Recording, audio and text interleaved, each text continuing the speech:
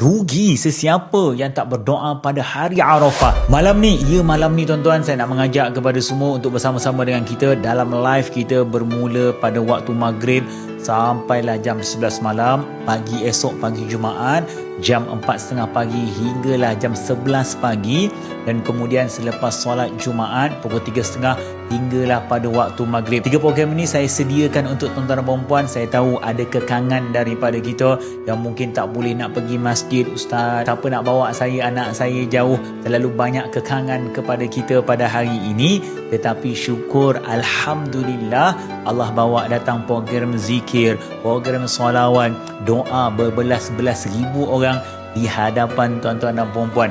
Kita tak ada alasan lagi dah untuk tidak hadir mana-mana program terbaik pada malam ini. Ingat, malam ini kita dah masuk hari Arafah. Doa terbaik adalah pada hari Arafah.